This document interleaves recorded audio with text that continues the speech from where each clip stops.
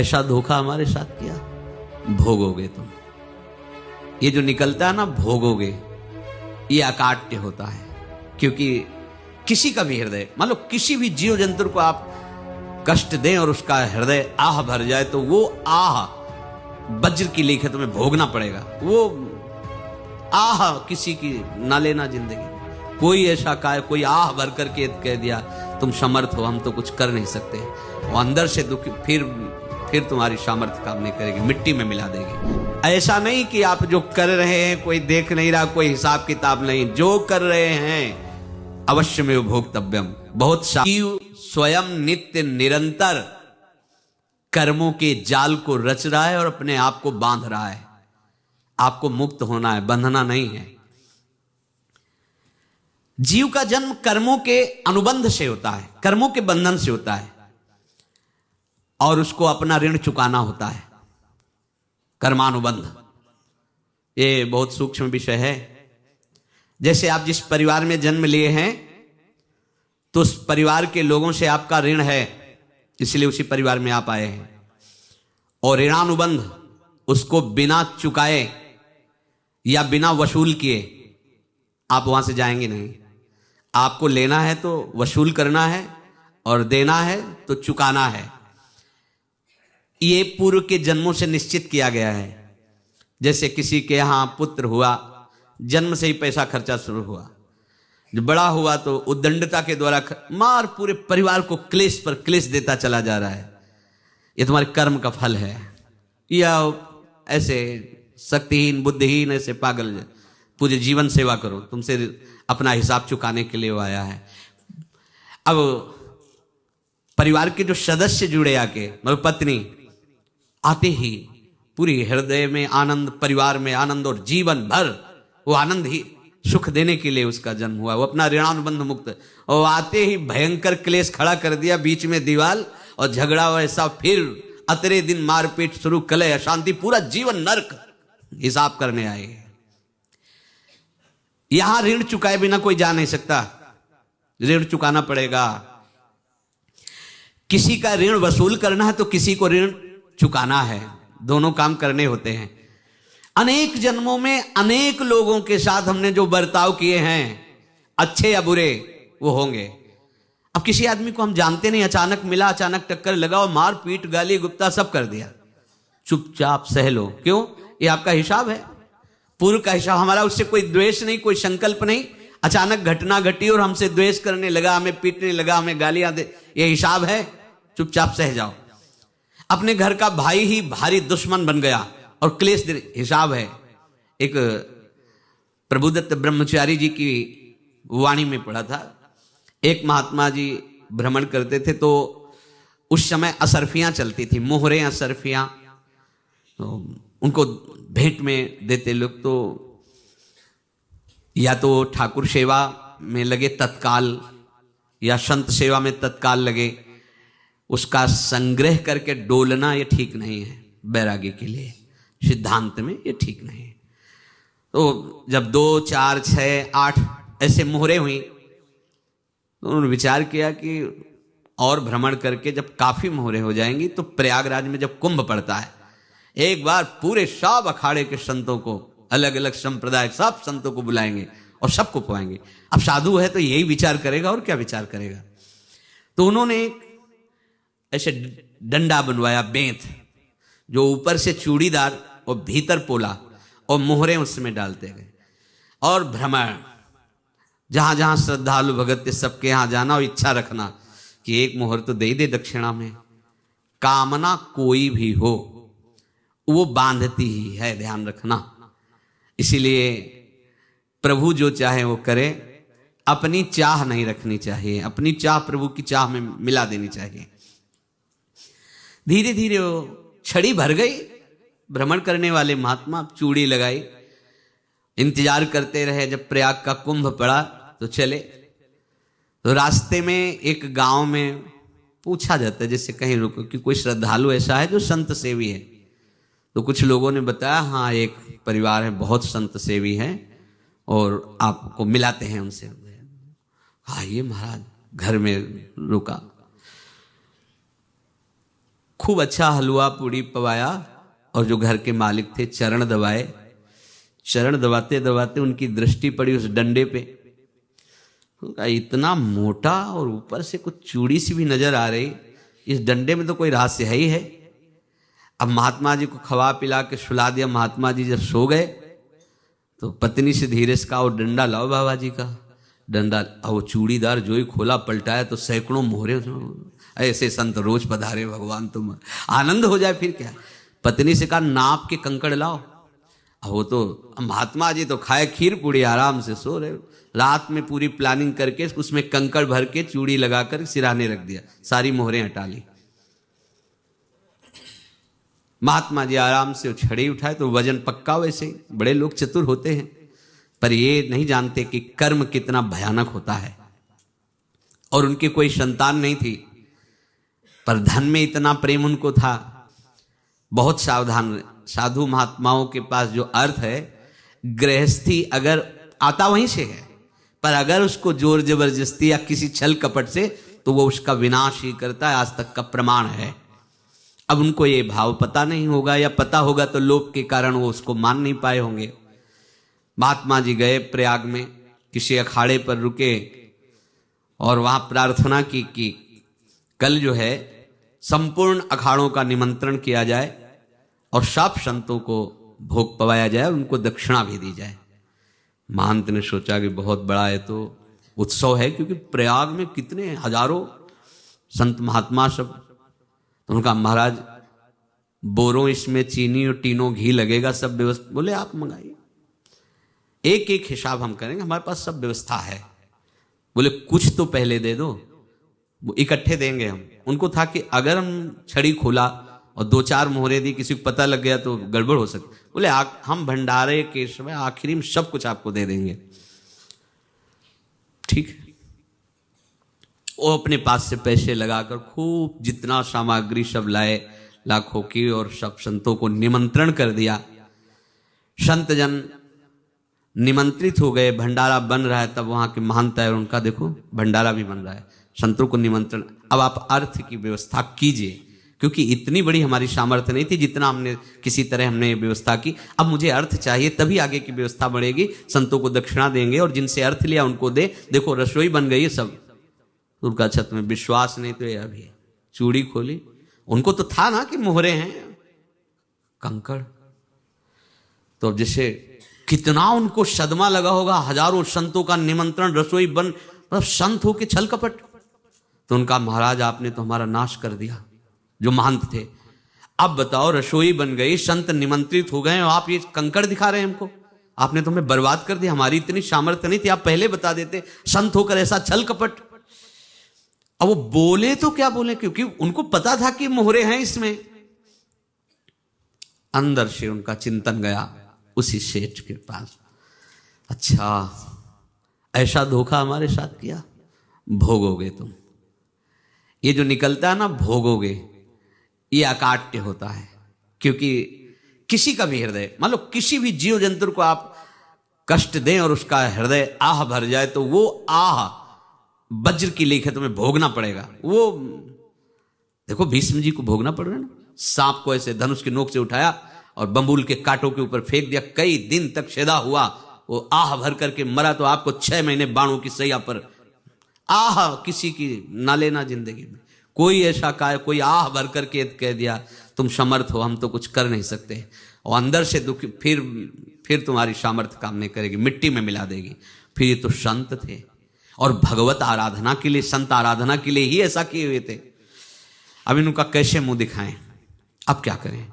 सुबह संत जन आएंगे, सबके बीच में हमारी कि देखो इन्होंने, अब क्या करें। गए और संगम में जाके छलांग लगाई, अपने प्राण त्याग दिए। अब उनके तो पास मोहरे थी और व्यापार बढ़ा, और 9-10 महीने बाद ही लड़का हुआ। अब तो उनको कि संत फलीभूत हो गया। देखो व्यापार चल रहा, लड़का नहीं होता था, लड़का भी हो गया। बड़ा आनंद छा रहा है। जब से वो प्रकट हुए और धन की वृद्धि शुरू हो गई, पढ़ाई लिखाई में उनके खर्चा हुआ सब, बस बीमारी शुरू हो गई उनके शरीर में। अब उसमें पैसा जाना शुरू हुआ। इतने आसक्त वो दोनों हो गए कि कुछ भी हो, व्यापार ठप, संपत्ति बेचना शुरू। तो उन्होंने कहा कि बेटा मैं क्या कर सकता हूं तुम्हारे लिए? बोले हमारी अंतिम इच्छा है प्रयाग चलो, और जितने प्रयाग में संत महात्मा सबको एक बार भंडारा करवाओ, हमारी इच्छा अंतिम है। क्योंकि अंतिम यही इच्छा थी। तो बोले अब ज्यादा संपत्ति तो नहीं रह गई। तो बोले घर बेच दो, मेरे लिए ही तो है, बेच दो। मुझे लगता मैं बचूंगा नहीं, पर मेरी अंतिम इच्छा पूर्ण कर दो। घर बेच दिया, जेवर बेच दी। वहां गए, जब संत सेवा की तो बोले मुझे संगम तक ले चलो। संगम तक ले गए और बोले समझे तुम चुराए थे और हमने उसको छीना है, कुछ नहीं रह गया तेरे पास कुछ, अब केवल ममता और आसक्ति में जलकर मर और नरक प्राप्त कर। मैं वही महात्मा हूं जिसकी तूने मोहरे ली थी, शरीर छोड़ दिया।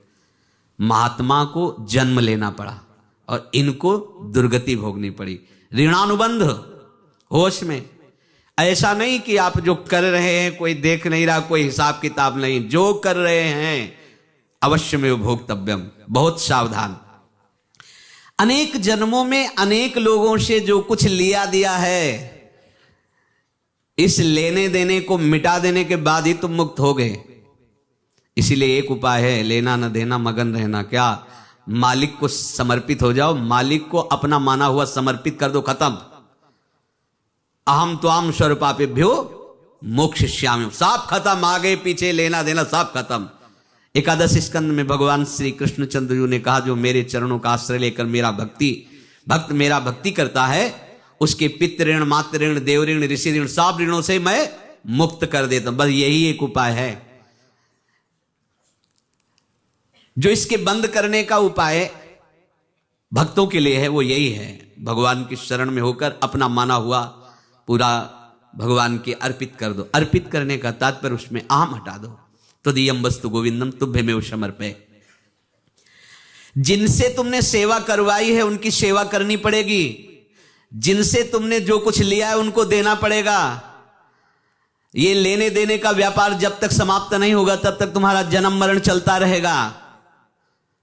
अब आपको यहां समझना है, यदि आपसे किसी ने पैसे लिए बेईमानी करके नहीं दे रहा है तो आप उसको गाली मत दीजिए, आपने बेईमानी की थी इसलिए आपकी बेईमानी हुई है, ले गया, कोई बात नहीं है, बंधन से मुक्त हुए, जो बोझा था चला गया। उसको ऐसा ना देखे कि ये बेईमान हमारे रुपए मार लिए, अब जो कुछ होगा देखेंगे।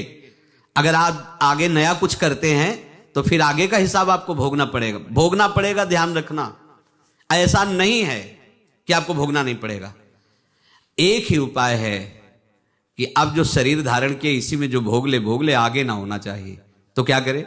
सर्वतो भावेन भगवान की शरण ले ले। ये तो सर्वाणि कर्माणि मयि सन्न्यस्य मत्पराहा अनन्येनैव योगेन माम ध्यायन्तु उपासते तेषाम् अहं समुद्धर्ता मृत्यु संसार से। ये बड़ा कठिन है पार होना, कोई छोटी मोटी बात है।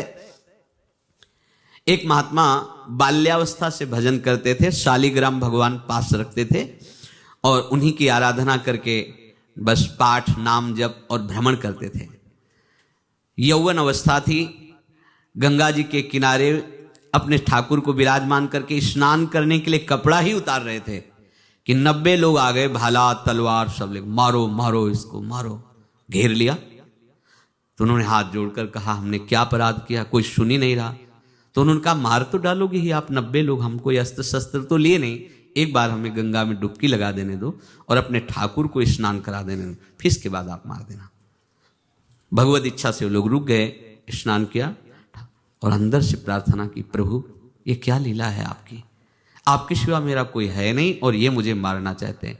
तो भगवान ने जानते हो क्या कहा उनके अंतर में, तुम मेरे में ध्यानस्थ हो करके शरीर को छोड़ो, ये लोग मारेंगे।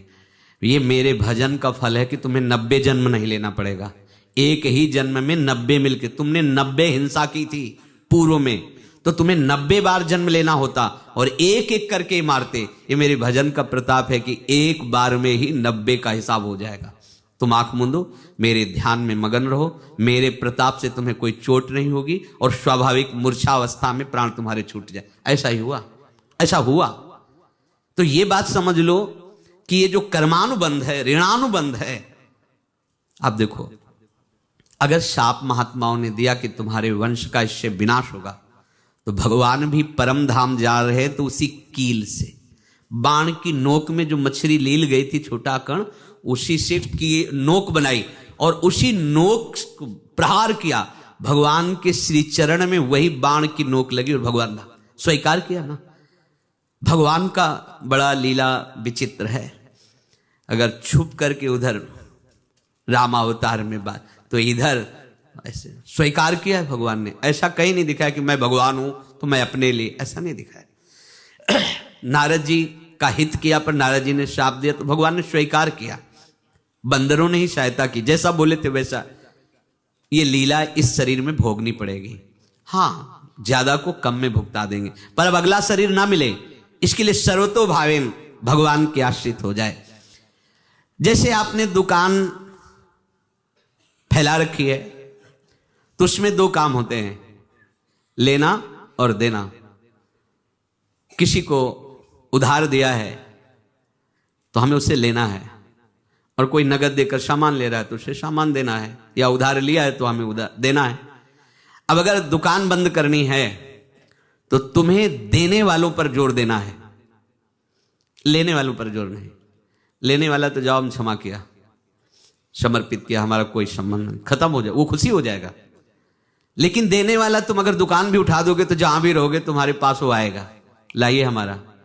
तो देने पर नजर रखिए, जिसका जिसका हिसाब है वो आपके सामने आता जाए, हटाते जाओ। लेने पर नजर मत रखिए और दुकान फौरन उठा दीजिए, नहीं अगर लेते देते रहे तो चलता रहेगा।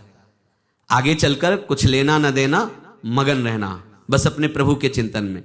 अब हम कैसे जाने कि किसको क्या देना है, हमें क्या पता?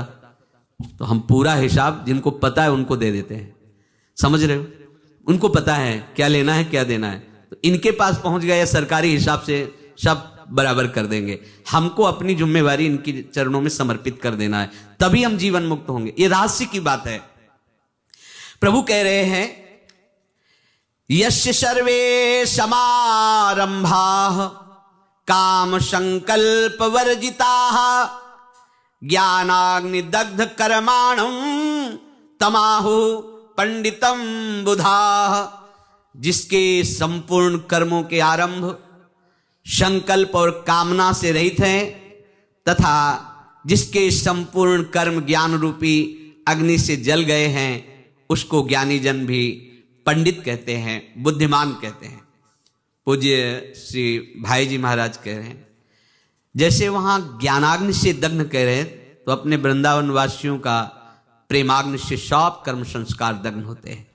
जिस समय आपके हृदय में भगवत प्रेम का प्रादुर्भाव होगा तो लेश मात्र कभी तुम्हें दुख नहीं भोगना पड़ेगा। प्रेम का प्रादुर्भाव होते ही दुख का नाश हो जाता है, महासुख। जब प्रेम का प्रादुर्भाव होगा तो समस्त पाप भस्म हो जाते हैं, अशांति नष्ट हो जाती है, संसार ज्वाला स्पर्श भी नहीं कर सकती है। जब भगवत प्रेम का प्रादुर्भाव होता है तो हो सकता है उस उपासक के जीवन में दुखों का पहाड़ टूट पड़े, परिवार खिलाफ, शरीर रोगी, अव्यवस्था, बहुत बहुत कुछ, सब कुछ। कह रहे हैं इतना सब होने पर भी उसके हृदय में कोई भी दुख नहीं होता। ऐसा सामर्थ्यशाली भगवत प्रेम है। भगवान के चरणारविंद का जिसके हृदय में प्रेम है, भारी से भारी दुख भी उनको विचलित नहीं कर सकता।